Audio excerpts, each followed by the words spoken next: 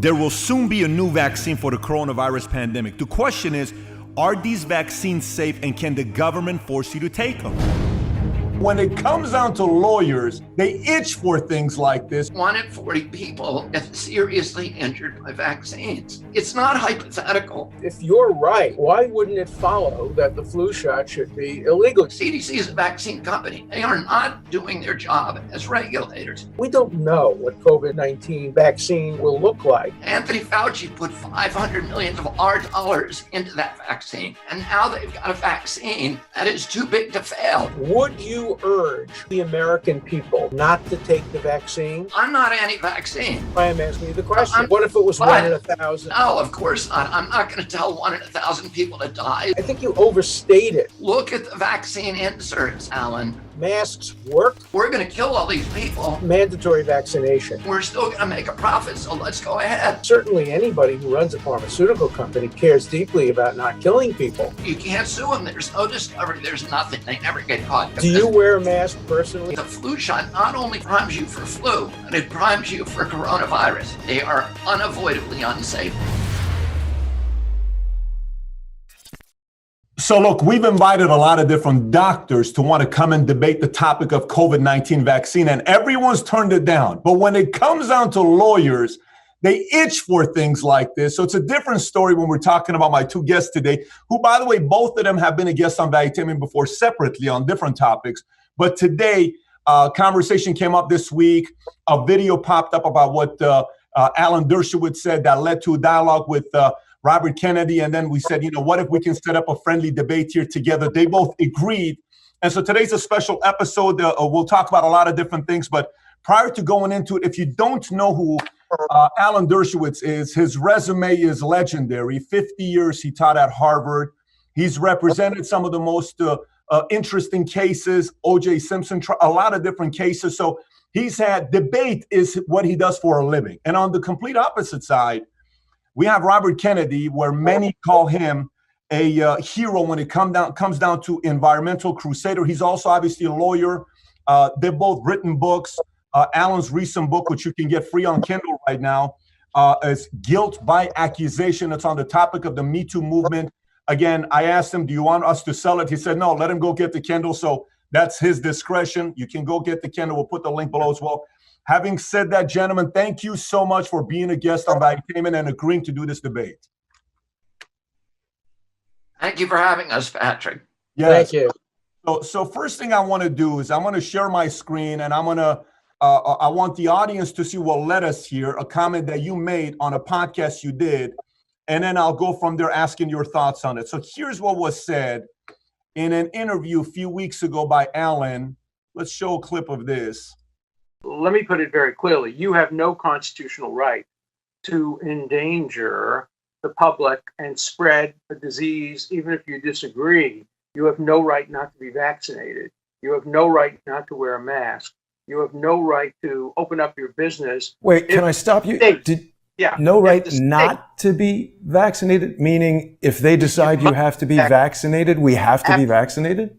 Absolutely. And if you refuse to be vaccinated, the state has the power to literally take you to a doctor's office and plunge a needle into your arm.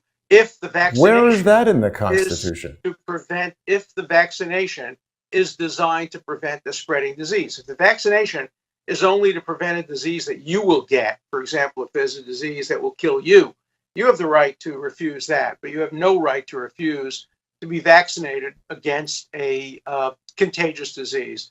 Public health, the police power of the Constitution, gives the state the power to compel that, and there are cases in the United States Supreme Court. So now that interview goes for a while, so let me bring it back to us here.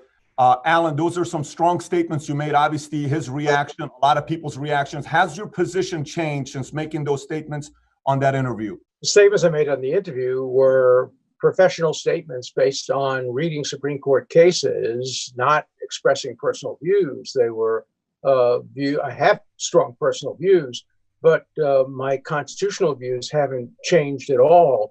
Let me be very clear. I don't think this issue is going to come up in the near future, because right now, the New York Times has a big story today in which they talk about how there's going to be a limited number of vaccines and people are going to be waiting online to get them. So the issue is not going to be confronted as to mandatory vaccines. Having said that, I want to just pause for 1 second and say how important this debate is and how privileged I am to participate in it with so distinguished a conversationalist as Robert Kennedy. I, of course, knew his father. I had actually been offered a job to work with his father when he was Attorney General, but Harvard offered me a job and I decided to take it. I was a great fan of Senator Robert Kennedy, Attorney General Robert Kennedy, and I think I consider myself a friend of the Kennedy family, and I consider myself a friend of Robert Kennedy. I admire enormously the environmental work he's done, and I think he's performed an important function by raising issues about vaccination. We, as you'll see in this conversation, will disagree. We'll probably agree on more things than people will be surprised at our level of agreement. But on the issue of constitutionality, I am confident that this Supreme Court would follow Supreme Court precedent from 1905 and would say if there is a safe, and that's crucially important, effective measure that could significantly reduce the contagious impact of a deadly disease like the current pandemic virus, that the state would have the power to either directly compel vaccination or, for example, condition young students coming to school on being vaccinated or people doing other things that might result in contagion being vaccinated. So, no, I haven't changed my professional constitutional opinion, but as Robert will tell you, we've had conversations offline, and he has persuaded me about a number of things relating to the health and safety and efficacy of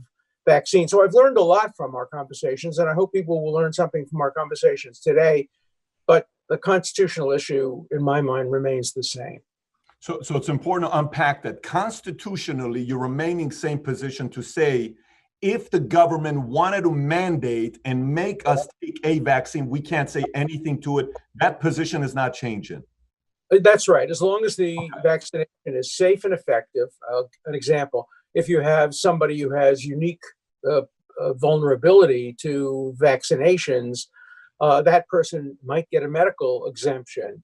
The issue of religious exemption is something the courts have considered. Most recently, the Supreme Court did, just in the last day or two, create religious exemptions for private schools, religious schools, in terms of whether employment laws operate on religious schools. So we would have to see what the court would say about religious exemptions. But as a general matter, a healthy person who simply has an ideological objection to vaccinations as such, not to this particular vaccination because of health reasons or vulnerability, the Supreme Court would, I predict, hold that the state could, in one way or another, compel vaccination either directly or as a condition of people engaging in public activities or activities that could create contagion. Yeah, that's my position. Well, that's very important to know, because there's your personal beliefs, which is completely different than what you think will be able to be mandated. So having said that, Robert, I know you've seen this before, and you've seen when this statement was made, and in one case, Alan even said he'd be willing to debate Robert Kennedy on this topic, which kind of led to us wanting to do this debate.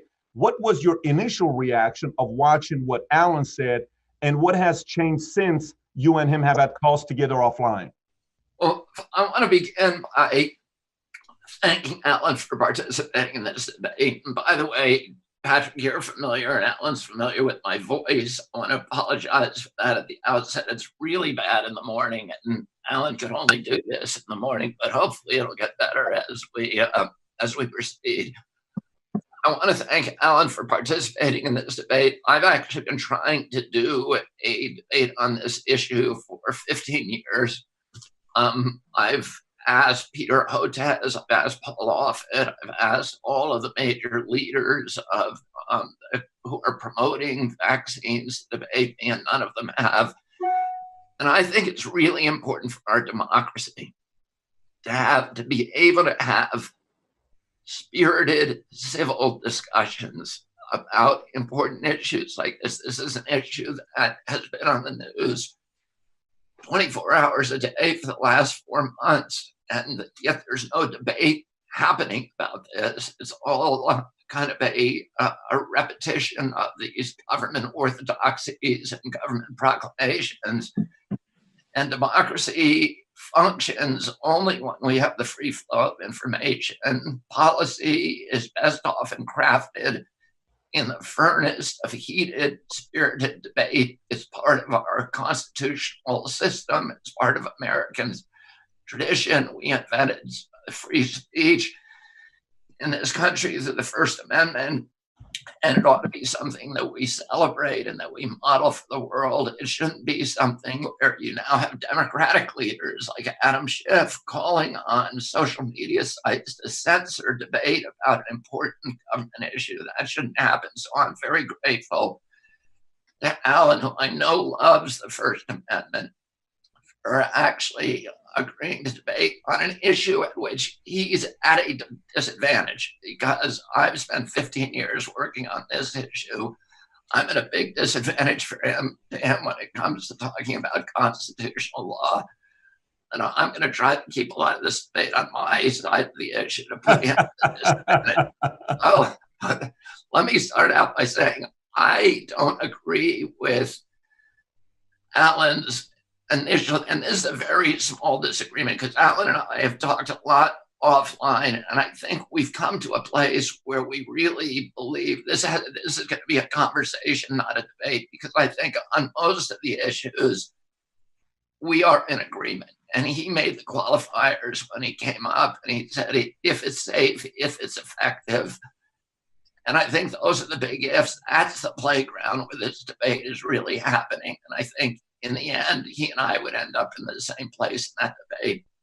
I will make a minor dispute, which is the Jacobson case, which was decided in 1905, was not a case where the state was claiming the power to go into somebody's home and plunge a needle into their arm or kick down their door and take them by force. The Jacobson actually was a guy who was resisting taking a smallpox vaccine. He was from Cambridge, Massachusetts, and the penalty for not taking the vaccine was a $5 fine. So it was like a traffic ticket.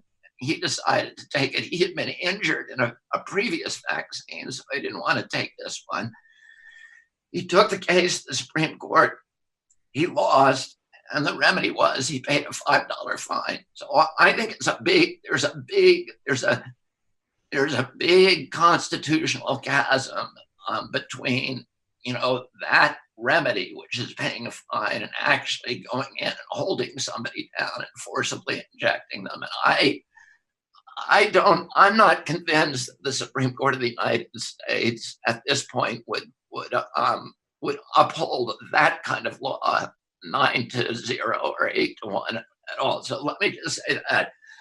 Let me now go to the initial place where I think we're in agreement.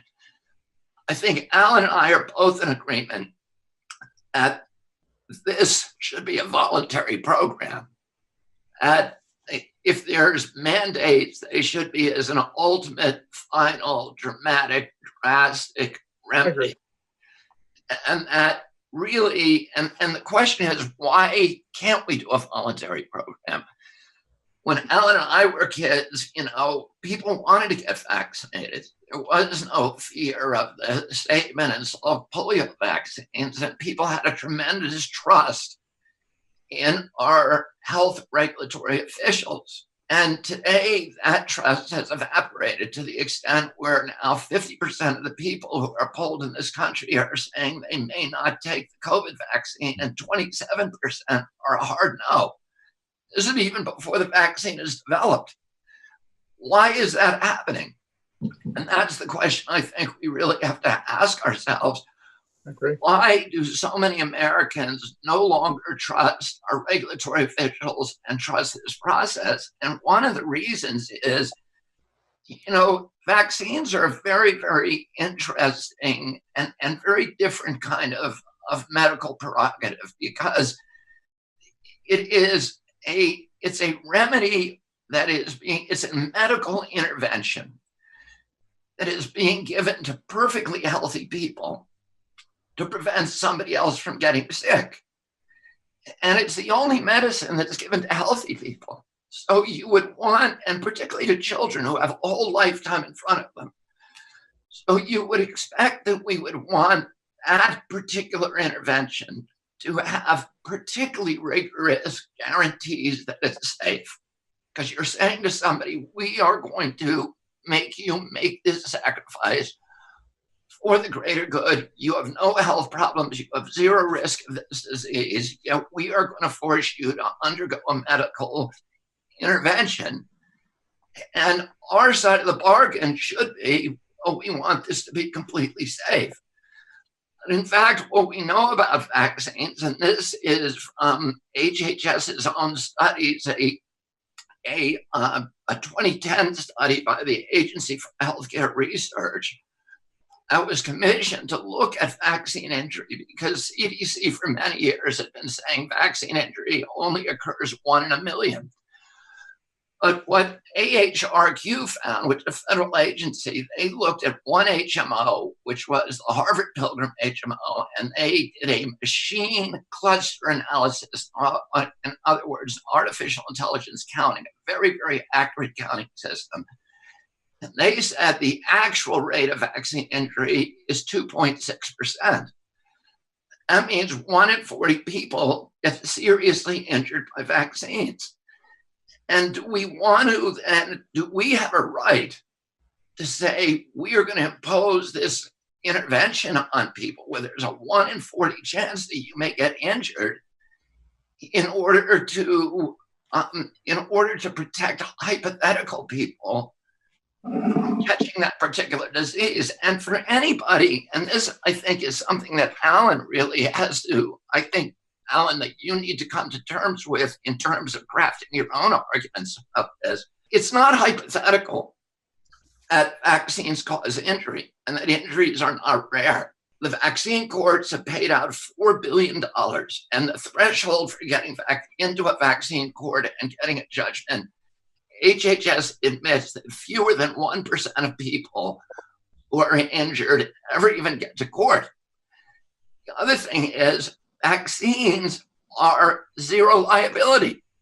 So this is an industry that went to Congress in 1996, and they had a diphtheria, tetanus, and pertussis vaccine at that time that was called causing brain injury in 1 out of every 300 people. And they said to Congress, we cannot make vaccines safely. They are unavoidably unsafe. That is the phrase in the statute, unavoidably unsafe. The only reason that we're going to continue to make vaccines is if you give us complete blanket immunity from liability. And Congress gave it to them. So today you have a product that if it injured you, no matter how negligent the company was, no matter how sloppy their line protocols, no matter how toxic the ingredients they choose to use, no matter how grievous your injury, you cannot sue that company. And that company, therefore, has no incentive to make that product safe. And that should be troubling to any of us who are part of the legal system that is saying we are going to force people to take this intervention.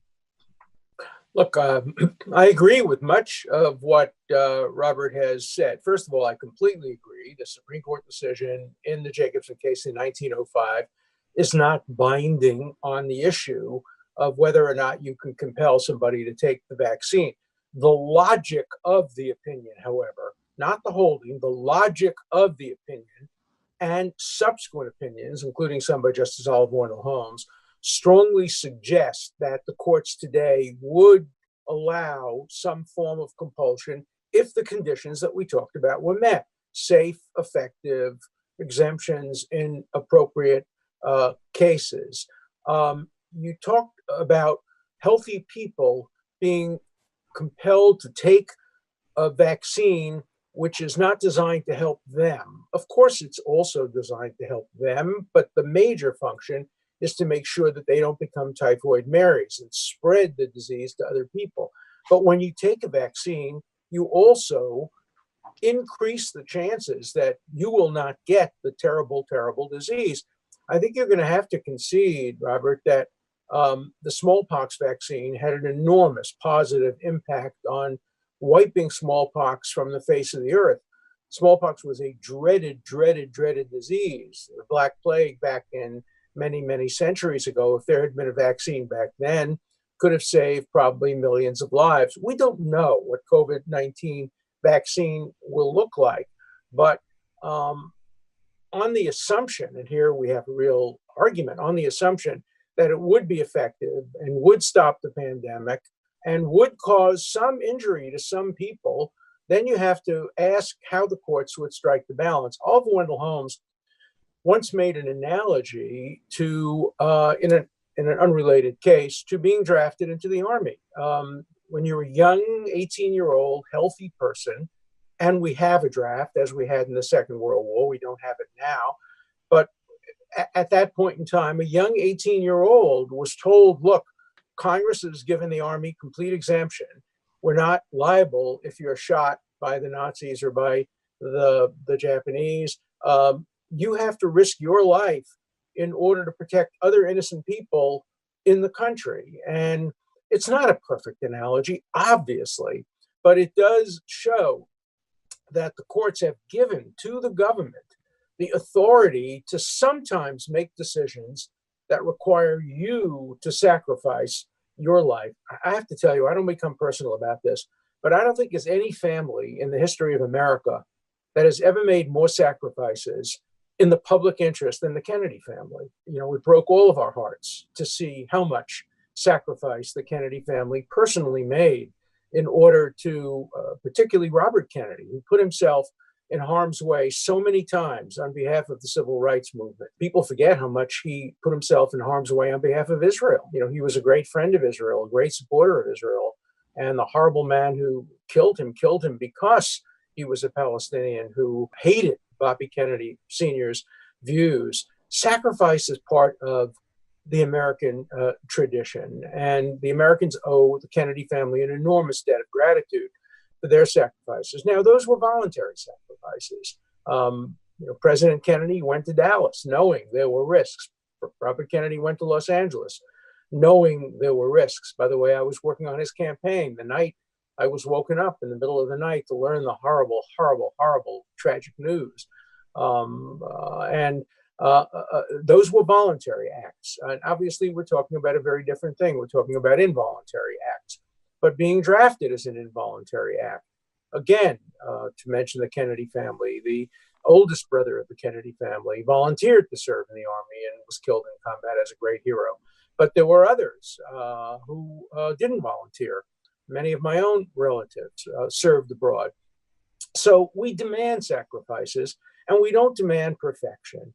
I think both Robert and I agree that we live in an age, and it's a terrible time that we live in, where everything has become politicized. You mentioned that when we were kids. I remember not being able to swim in the summers of 1953, 4, 5 because of polio. My friend died after being on a lung machine, and the blessing that we all made to Salk and Sabin for developing the vaccine. But there were consequences. People took the vaccine and did suffer.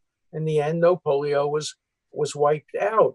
And, you know, we live in a very divisive age. Let me mention one other point that I think we should be discussing. Today, the New York Times has a very interesting story about who the vaccine will be offered to. The Times story is not about mandatory. It's about people wanting it. And Robert and I completely agree that the program should begin by giving it only to volunteers. We should only get to this terrible, tragic choice issue in the end, if it's absolutely essential that people who don't want to be vaccinated have to be vaccinated to get the kind of herd immunity. We all agree with that. But we live in such a divided time that everything has become politicized. On July 4th, the Reverend Farrakhan made a speech to almost 1 million people in which he urged Black people not to take the vaccine because we know the history of how Black people were experimented on during the terrible Tuskegee time. And yet Black people and Latino people and people of color are the most vulnerable to the illness. Is that a smart thing for Farrakhan to have urged his community? The number of people of color who have refused, who have indicated a refusal to take the vaccine is, I think, slightly higher, according to the report, than the number of people not of color who are refusing to take the vaccine. I understand that. I understand the suspicion that our country has generated among people. People don't trust people anymore.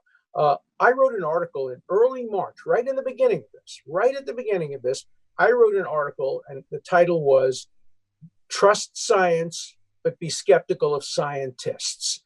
And at that point, I pointed to two things that were being argued by scientists, including the World Health Organization, which I generally support, saying, don't wear masks, number one. And number two, the COVID-19 is not contagious by air. It has no aerosol contagion.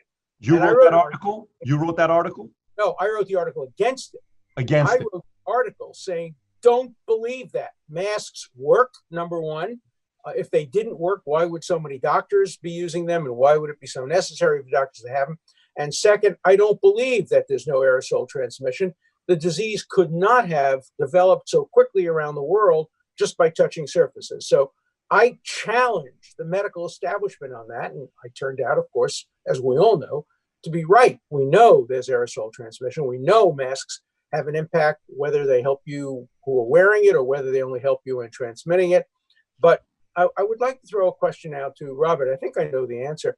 Robert, would you be against a law that mandated the wearing of masks in public for everybody, even by people who don't approve of the wearing of masks? You know, masks don't kill you. They don't pose the risk that vaccine do, but they do deprive you of freedom. Do you think the state, the government, has the legitimate constitutional power to mandate the wearing of masks by people who refuse to wear masks? Let me come back to that. Let me address some of the other things, because I think that's actually a complex question, and I think the science is very controversial on that. But let me address some of the earlier things that you said first.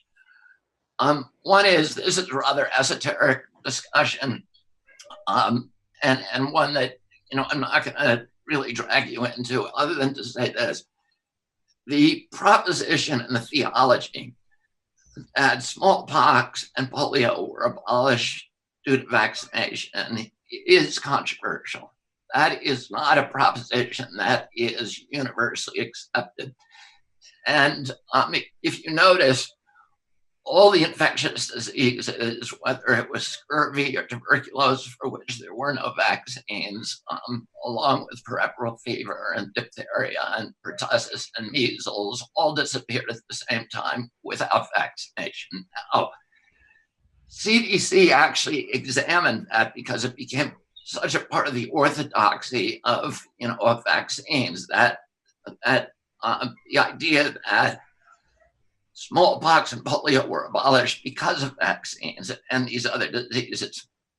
They did, John Hopkins and the CDC in 2000 did a comprehensive study of that proposition. The study was published in Pediatrics, which is the journal for the American Association of Pediatrics, which is kind of a redoubt, a fortification for vaccine orthodoxy. So it's a publication very, very friendly and supportive of vaccination. For people who want to look up the study, the lead author is Guyer, Guier. And the conclusion of that study is that the abolishment of mortalities from infectious diseases that took place during the first half of the 20th century had virtually nothing to do with vaccines. It had everything to do with sanitation, with nutrition, with hygiene, with electric refrigerators, with reduction in population densities, and essentially engineering solution, clean water, good food. And that was, and actually there was a guy called Edward Cass, who was the head of Harvard Medical School at that time, who gave a very, very famous speech in which he warned that people who were promoting vaccines and other technologies would try to take credit for those reductions in mortalities from infectious disease. And he said, beware of them, because they'll try to monitor that, they'll try to monetize them and use that to increase their power and their prestige. So it's something that you might look at. Again, it's called GUYER, G-U-I-E-R. I agree with you. There was tremendous faith in vaccination during that period. But when you grew up, I grew up, Alan, we had 3 vaccines, and all of them were deemed as necessary. They were feared diseases. Today's kids have to take 72 vaccines, 72 doses of 16 vaccines in order to stay in school. And that explosion of new vaccination came in 1989, right after the passage of VICA, Vaccine Act. The Vaccine Act gave blanket immunity from liability to vaccine companies. And so those companies all of a sudden looked around and they said, holy cow, now we've got a product where we are completely excused from the highest cost from that afflicts every other medical product, which is the downstream liability for injuries. That's the biggest cost for every medicine. Not only that, vaccines have another exemption that most people don't know about. They are the only medical product that does not have to be safety tested against a placebo. And that exemption is an artifact of CDC's legacy as the Public Health Service, which was a quasi-military agency, which is why people at CDC have military ranks like Surgeon General, and they wear uniforms. The vaccine program was conceived as a national security defense against biological attacks on our country, and they wanted to make sure that if the Russians attacked us with a biological agent, anthrax or something like that, that we could quickly formulate a vaccine and deploy it to 200 million American civilians without regulatory impediments. They said, if we call it a medicine, we're going to have to test it, and that takes 5 years to do double-blind placebo testing. So let's call it something else. We'll call it a biologic, and we'll exempt biologics from safety testing. So not a single one of the vaccines, the 72 vaccines now administered to our children, have ever been tested against a placebo. And I, in fact, sued HHS in 2016 and said, show me any placebo studies that you have for any vaccines. And they were unable to do so. None of them have been tested. And you don't have to sue them like I did. Anybody can go on their cell phone and look up manufacturer's insert, hepatitis B vaccine, Gardasil vaccine, polio vaccine. Do you know how many days the current polio vaccine, you know how many days it was safety tested for, Alan? 48 hours. The hepatitis B vaccine, the Glaxo version, was 4 days. The Merck version, 5 days. That means that if the baby they gave that to had a seizure on day 6, it never happened. If the baby died on day 6, it never happened. If the baby got food allergies that were diagnosed 2 years later, it never happened. If the baby got autism, which is not diagnosed till 4 years of age, 4.2 years of age, it never happened. Autoimmune diseases, you cannot see those if you have these short-term studies, and you can't see any risk if you don't test against a placebo. And my question is, nobody knows, because of that, nobody knows the risk profile for any vaccine that is currently on the schedule. And that means nobody can say with any scientific certainty that that vaccine is averting more injuries and deaths than it's causing. And my question is, how in the heck can we be mandating to children that they take a medical product for which we do not know the risks? And to me, that is criminal. And, you know, we started this discussion by talking about how do you avoid the whole discussion about mandating vaccines? The way that you do that is you have a transparent process And where people see that the vaccine is going to be tested, they see that it's tested fairly against a placebo, that there's long-term tests that are going to be able to spot all of these difficulties, and that it's transparent and open. And yet, what we've seen from the current group of COVID vaccines is none of that's happening. They're skipping key parts of the test. A Moderna vaccine, which is the lead candidate, skipped the animal testing altogether. When they came to human testing, they tested it on 45 people. They had a high dose group of 15 people, a medium dose group of 15 people, and a low dose group of 15 people. In the low dose group, one of the people got so sick from the vaccine, they had to be hospitalized. That's 6%. In the high dose group, 3 people got so sick they had to be hospitalized. That's 20%. Mm-hmm. They're going ahead and making 2 billion doses of that vaccine. And by the way, the people that they test them on, Alan, are not typical Americans.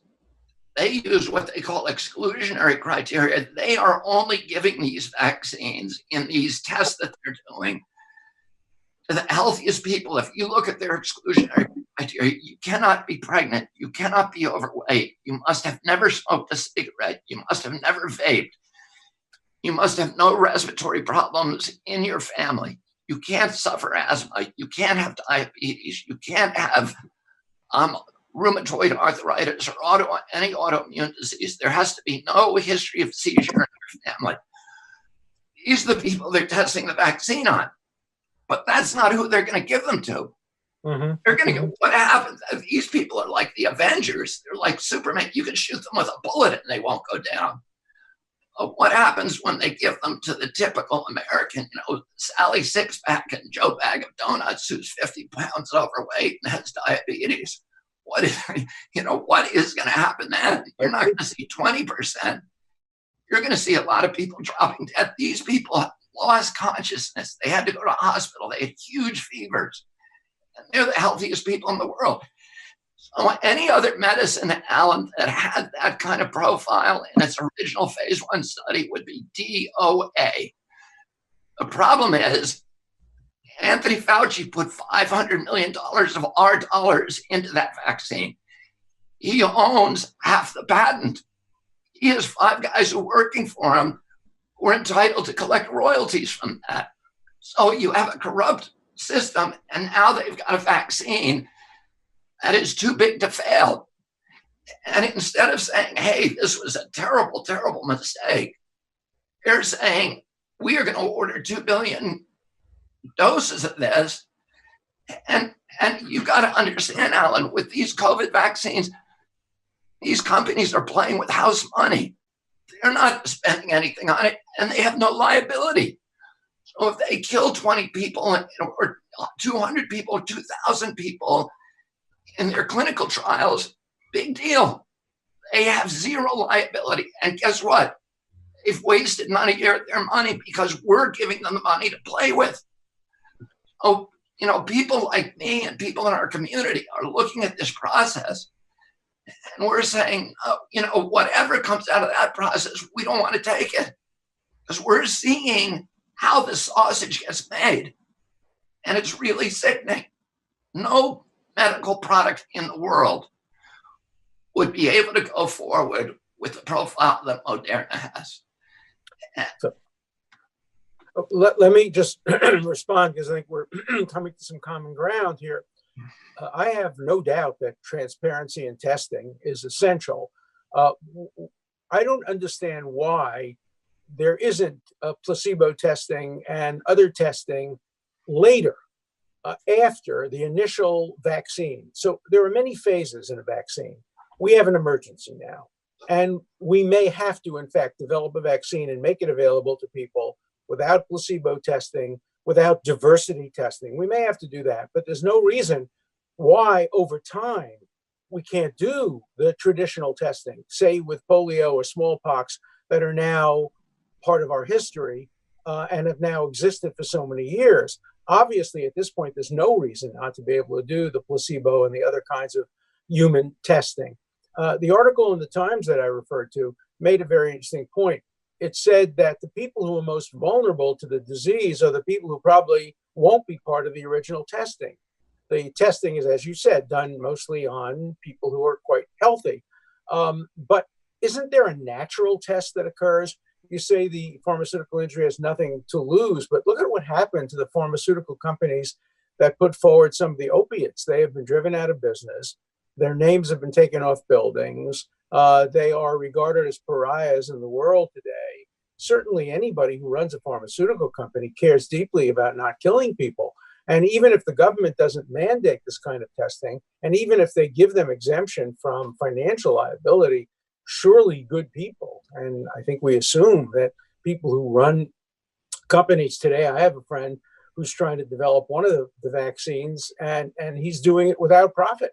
He feels so strongly about the need to vaccinate people around the world. So I think you overstate it when you say that the people who are developing these vaccines have no concern whatsoever whether people live or die. I think they do have a concern.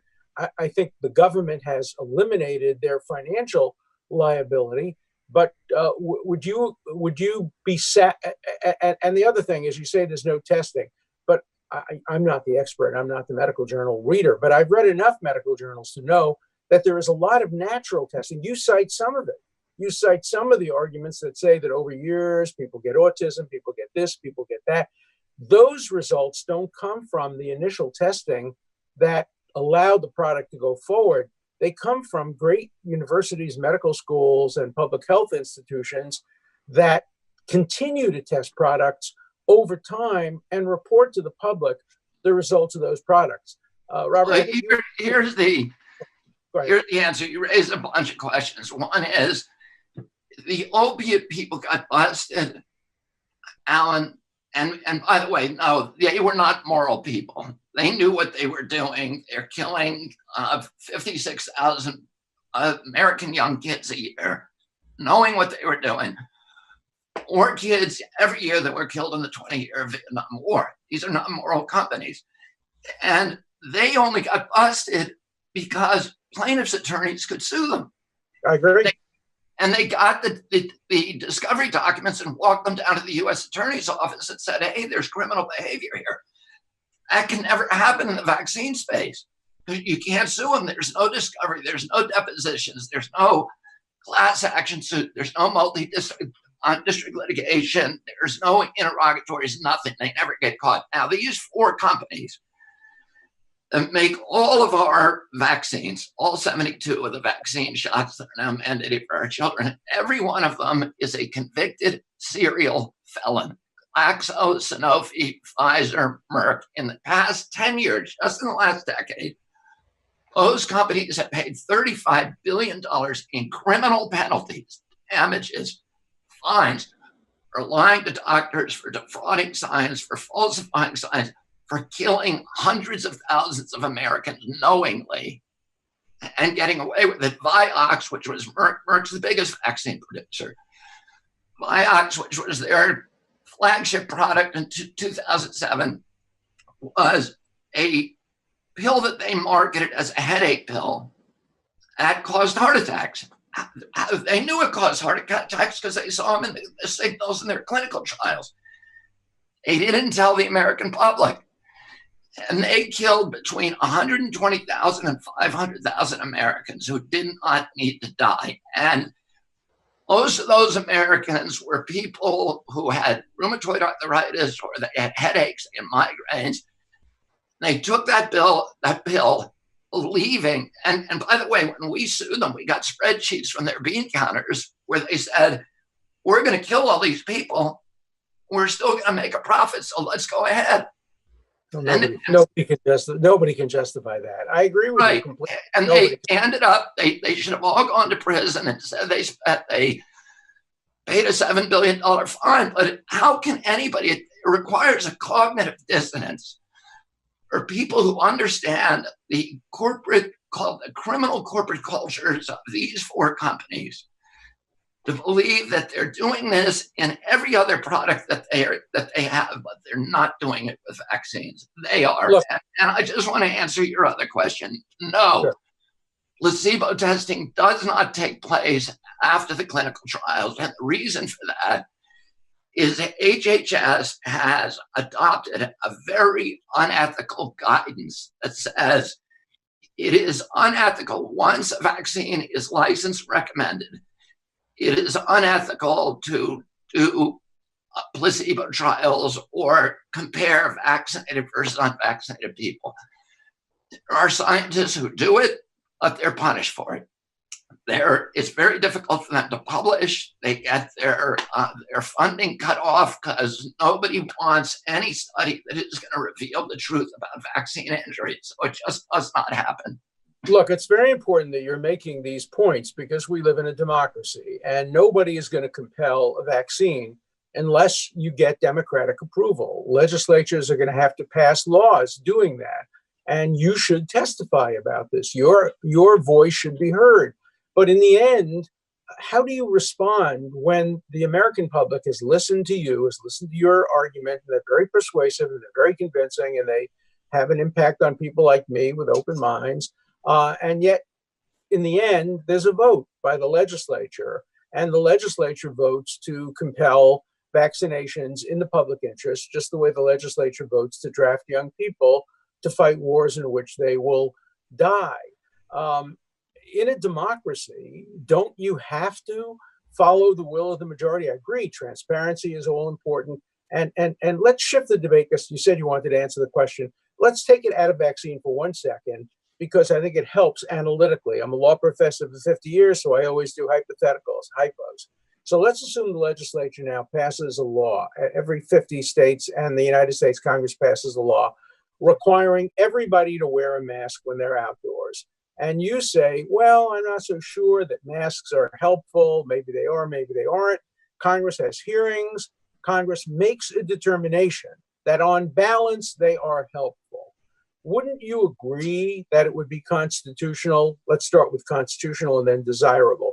Wouldn't you agree that it would be constitutional to mandate the wearing of masks, even if people have political, ideological, medical, religious objections, because A, the wearing of the mask is only an inconvenience. Maybe it'll cause a little irritation by some people that will require, a topical pharmaceutical.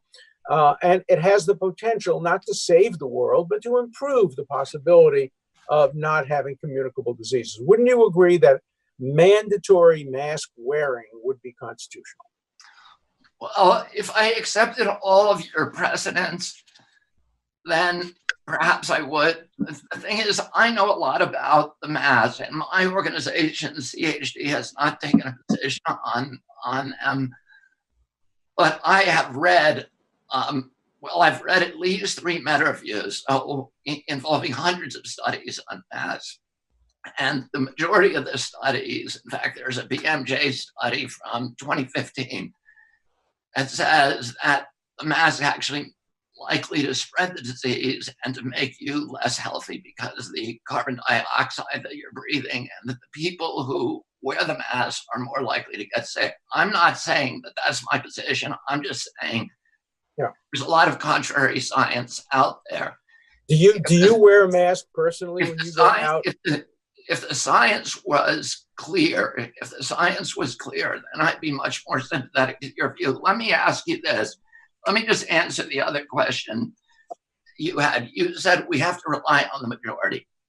Well, I grew up in the state of Virginia, Alan.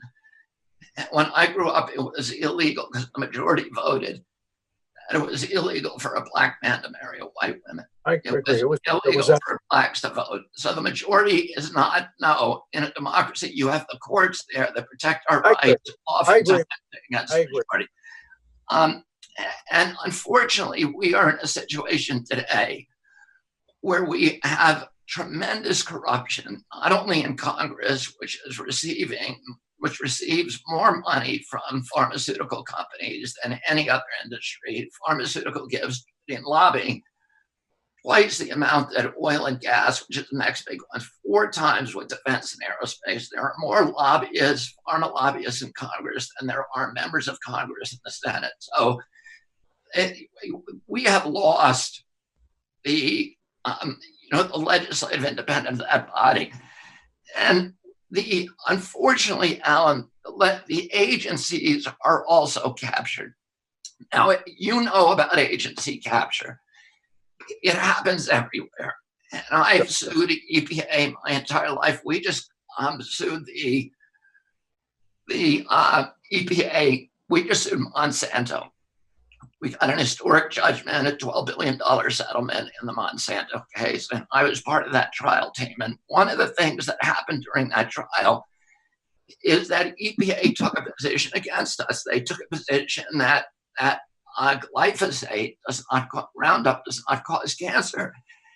As it turns out, we got an internal memorandum that showed that the head of the pesticide division in EPA was actually working secretly for Monsanto and killing studies and twisting studies and ghostwriting studies to falsify the science.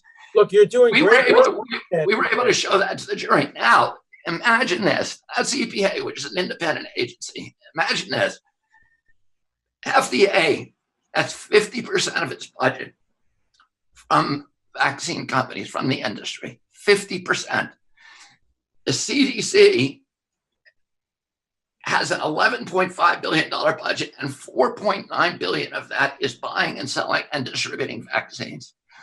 CDC is a vaccine company. It owns 57 vaccine patents, so it can make money on every sale of a vaccine. NIH owns hundreds of vaccine patents. NIH owns half the patent for the Moderna vaccine. There's 5 individuals at NIH, and the rules at NIH, if you're a scientist or an official who worked on a vaccine, you're allowed to collect $150,000 a year in royalties on sales that that vaccine makes.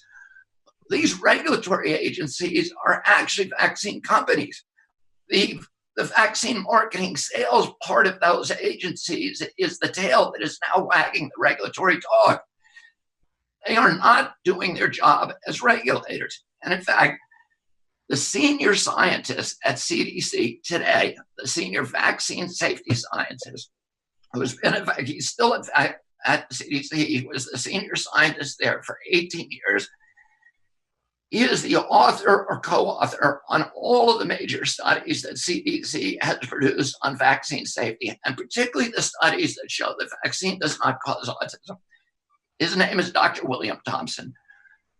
3 years ago, he came forward and he said, we have been ordered to fake all the science of the last decade on autism. And he said, in fact, we were in the major study, which is called Stefano 2004. It's the most cited study on this subject on PubMed.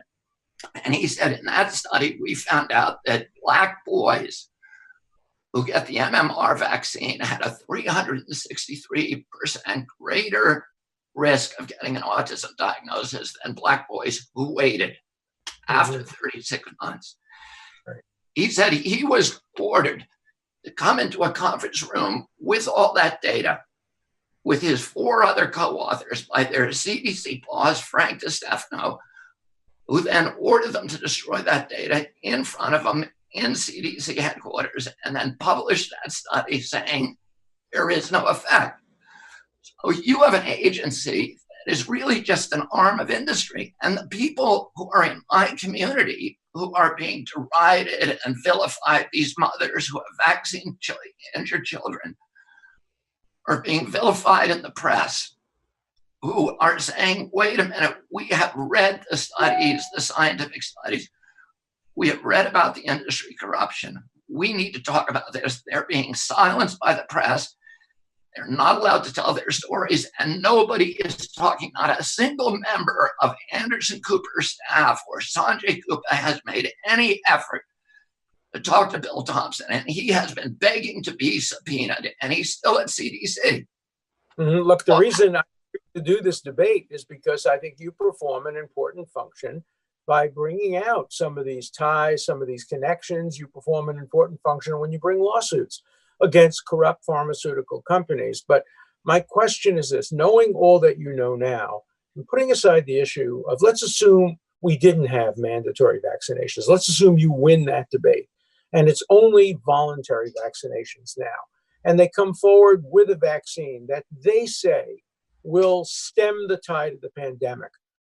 And you're allowed to go on television on Anderson Cooper. Would you urge all the American people not to take the vaccine? Would you become part of the campaign not to take the vaccine if it were voluntary? Explain why not. Look, Of what you said. no, I'm not anti-vaccine. People call me anti-vaccine because of the way of marginalizing me and silencing me and saying, that's why I'm asking you the question. I'm not anti-vaccine. Look, Alan, I've been trying to get mercury out of fish for 37 years. Nobody calls me anti-fish.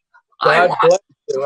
I support you on that 100%. But what would you do? But let me just say television. What would you tell the American public if a vaccine were available and if you were invited, say, to speak to members of the Black community, members of the Latino community, members of the general American community, and they said, if they come out with the vaccine, it does what Bill Gates says it's going to do, which is you give one shot, you get lifetime immunity, and there are vanishingly rare serious injuries. So I don't mind, jab site, redness, itching, forget about it. I don't care. I'm talking about deaths for brain damage, 1 in a million. That may be acceptable. In that case, and it works, and I'd say, I tell people, I'm going to get it. Let's go ahead and get it. What if it was 1 in 1,000? What if 1 in 1,000, not 1 in a million? That's more 1 in realistic. 1,000? No, of course not. I'm not going to tell 1 in 1,000 people to die so that 999 people can avoid COVID, particularly since the case fatality rate for COVID. I mean, a healthy person has basically zero chance of dying from COVID. So you need to give it to a tremendous number of people to save one life. And the problem is with this vaccine is we don't know if the vaccine is going to kill more people when you start giving it to those people with the comorbidities. 54% of Americans now has diabetes, overweight, rheumatoid arthritis.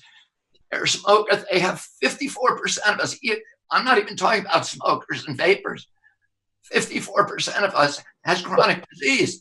They're testing it on one group, and they're going to give it to another. And we need to know what the risk factor is in the people that they give it to. And I agree with that. Let me put you in. Let me just say that complete thought I was going to be made before. I've sued the EPA for many years, and it's a captive agency. What would happen if EPA made half of its annual budget selling coal? Mm-hmm. That's what you got with these regulatory agencies. Well, they're completely corrupt. You're performing an important function doing this. Let me ask you another question. What if we had a system which said this? You have two choices.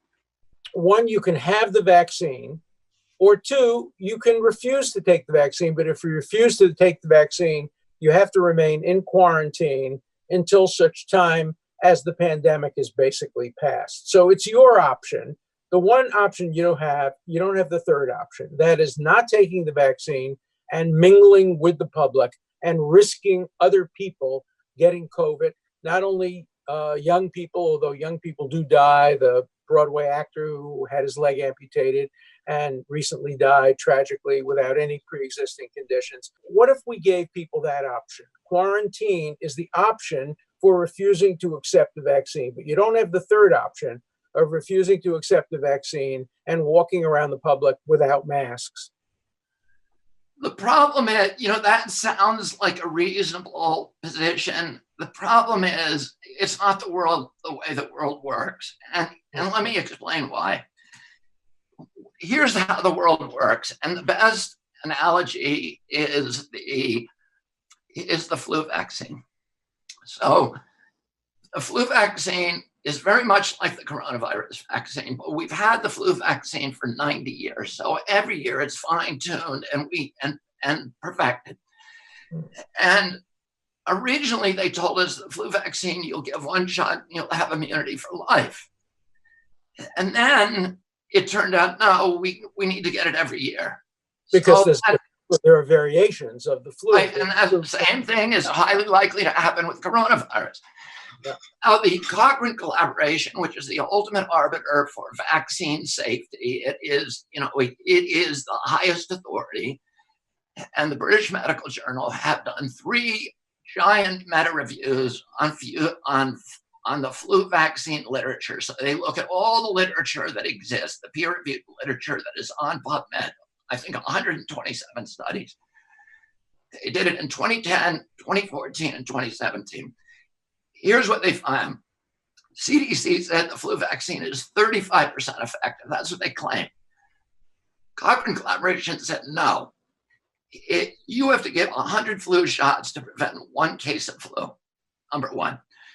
Number 2, there is 0 evidence that the flu shot prevents any hospitalizations or any deaths. Number 3, the flu shot transmits the flu. In fact, if you get a flu shot, you're 6 times more likely to give somebody else the flu than if you didn't get the flu shot. And this is true, Alan, for many, many other shots. For example, the polio vaccine, which you know about, is so good at transmitting, giving polio to other people that 70% of the polio cases in the world today come from the vaccine. So let me ask you a specific question. And the chicken pox, if you go to the chicken pox manufacturer's insert, it says if you get this chicken pox vaccine, you should not go near a pregnant woman for 6 weeks or anybody who's immunocompromised. Same with pertussis. You become an asymptomatic carrier. So you're not guaranteeing. And in fact, the AstraZeneca vaccine, the Oxford vaccine, which is the other leader, when they gave it to monkeys, the monkeys continue to transmit the disease. And Bill Gates and Fauci have been going on TV saying, we may get a vaccine that protects you, but you may still be transmitting it. So why are you going to lock that guy up in a house? Look, all people out who are now asymptomatic carriers because they got Gates' vaccine. Let me agree with you, first of all. If they develop a vaccine that only prevents you from getting it, but doesn't prevent you from transmitting it, I would not be in favor of compelling that vaccine. And I think the Supreme Court would not accept that as a rationale. But I want to ask you a direct question. I'm 81, I'm almost 82 years old. My doctor, who I love and admire, says to me every year, come October, you must get the flu vaccine. You must get the vaccine against pneumonia. You must get the vaccine, whatever it is, against shingles. I listen to my doctor, who I love and admire, and has been taking care of me for years. Should I instead listen to you and not take the flu vaccine? Nobody should listen to me. People need to do the science themselves. And I would say to you, no, listen to your doctor, what Reagan said about Gorbachev, trust but verify. You look at the vaccine inserts, Alan. Yeah. Look at some of the science. And I would say, in a million years, I would not take the flu shot. And I'll tell you why, because this is what Cochrane and BMJ have found.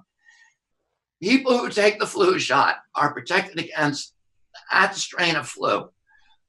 They're 4.4 times more likely to get a non-flu infection. And you might find, and a lot of people do, that they get the flu shot and then they get sick. They're usually not getting the flu. They're getting something that is indistinguishable from the flu because the flu shot gives you something called pathogenic priming. It injures your immune system so that you're more likely to get a non-flu viral upper respiratory infection. In fact, the Pentagon published a story, and you can cite this, it's by Wolfe, W-O-L-F-E, in January of this year, in which they said that the flu shot not only primes you for flu, but it primes you for coronavirus. They gave they had a placebo group and they had a vaccine group because they wanted for military readiness to see if the flu shot was prophylactic against coronavirus. What they found is actually the people who got the flu shot were 36% more likely to get coronavirus. And that's not a lone study. We found 6 other major studies that say the same thing. If you get the flu shot, you're more likely to get coronavirus. And this is what the science says, and you should not listen to me. Nobody should. I understand. Read the science. So let me understand the implications of your position on the flu shot. Not only would you not take the flu shot and urge me to look at the science and in the end decide not to take the flu shot because it's too dangerous, but you would also, if I take the implications of your position accurately, outlaw the flu shot, make it illegal because in your view and in the view of the scientists you quote, the flu shot causes more harm than good and increases the chances of us all getting the coronavirus. Do I understand the implications of your view correctly? Yeah, but I wouldn't take that sort of extreme position. What I would say is we should have vaccines, but we shouldn't have one size fits all mandates. There may be some situations where even a flu shot would be beneficial to somebody because a flu shot is not completely ineffective. It does probably give you protection against that year's flu strain if they get it right. And there could be a situation where somebody's life depended on getting that flu shot, but to mandate the flu shot population-wide, I think is criminal. And I think it's, look, all you have to do, Alan, and this is what Cochrane said, is look what's happened to longevity in the elderly since we started mandating the flu shot to elderly people. Those are the people who their life expectancy has dramatically gone down as the flu shot proliferated. And if you see, the people who died during the COVID during the COVID crisis, and there's no science on this, but it's observational. It tended to be people who got their flu shots, people who were in nursing home who all get flu shots, people who are first responders who get flu shots. So with all due respect, I don't understand the implications of your position. If you're right, why wouldn't it follow that the flu shot should be illegal? You said it's criminal to mandate the flu shot because it kills people in my age category. So if you had to cast the deciding vote, if you had decided to run for Congress instead of doing the great work you've done over so many years, and you were the deciding vote in the United States Senate, and there was a bill to outlaw the flu shot, why wouldn't you vote for it if you think I'm kind of a free market guy, and I think I'm against mandates. I think that there may be situations where where that product might do some good for somebody, but I just don't believe it should be mandated. I wouldn't think, for example, that Viagra should be mandated to every human being on the planet, right? But there may be somebody who says, I want to take that medication. Let them do it. Look, let's not order everybody to do it. Look, you and I are on the same page there. I'm curious what you think of this because I feel very strongly about this. Let's assume you have a drug, a pharmaceutical, that hasn't been tested, that is potentially dangerous, but has a 10% chance of curing pancreatic cancer in terminally ill patients.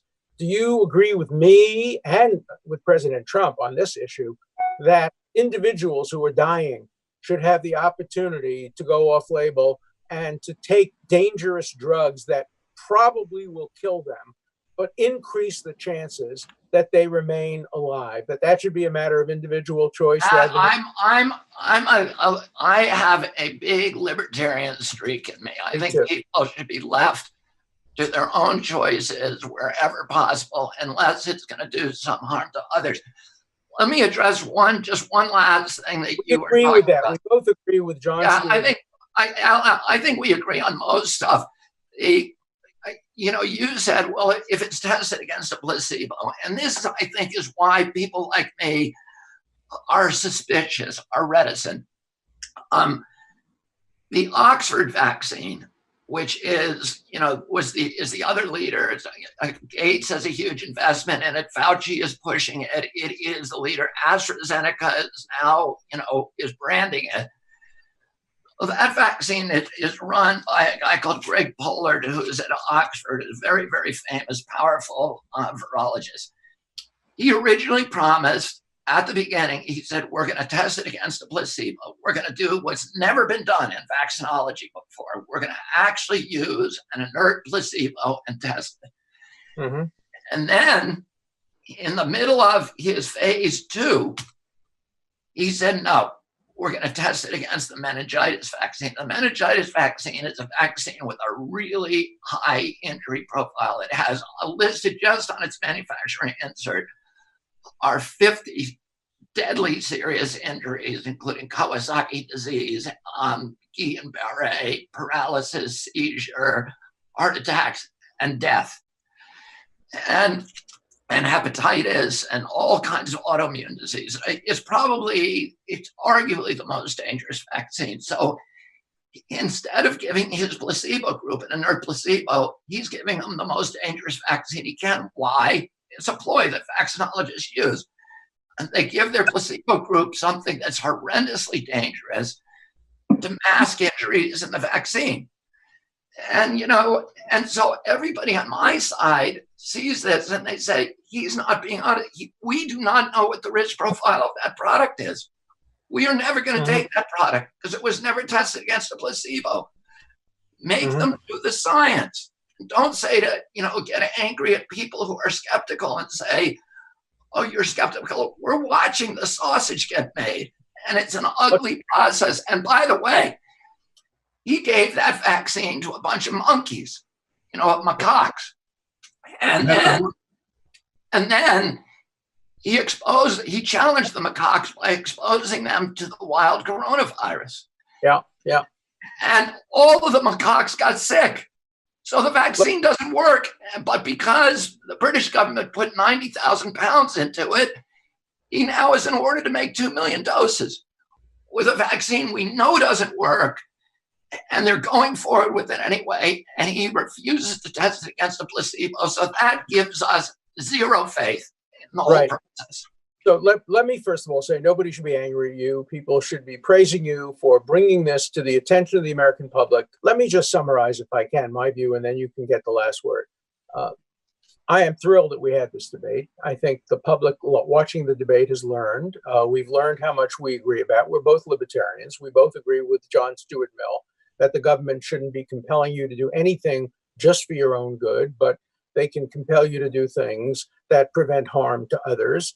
We have some disagreements about mandates. I think we both agree that any vaccine should start out by being offered voluntarily. We both agree that people should be offered the vaccine initially and take it on a voluntary basis, and that mandatory vaccination, which presents very daunting moral and constitutional issues, should not be required until it's proved absolutely necessary by the consensus of medical opinion. I think we also agree that the First Amendment and the spirit of the First Amendment requires that this debate continue. And so I'm pleased that we had this debate. You've persuaded me about some of the medical issues. I will look further into medical issues. I don't think I've persuaded you on the constitutional issues, and I know you haven't persuaded me on the constitutional issues. I still take the position, although in a democracy, the courts do have the final word, that I do believe that if there were legislation mandating in extreme circumstances with safety and other considerations taken into account, mandatory vaccination, I do believe the Supreme Court would and should uphold mandatory vaccination under those circumstances. That's the major area we disagree with. But in practical terms, I suspect we don't have a lot of disagreement that will come to fruition in the next year or so, because in the next year, the big issue will be how to get the vaccine voluntarily to as many people as possible who are willing to take it. And so thank you for putting together this debate. I think it really was informative. And thank you, Robert, for accepting the idea of debating on this issue. Thank you, Alan. And I want to express my gratitude to you on behalf of myself.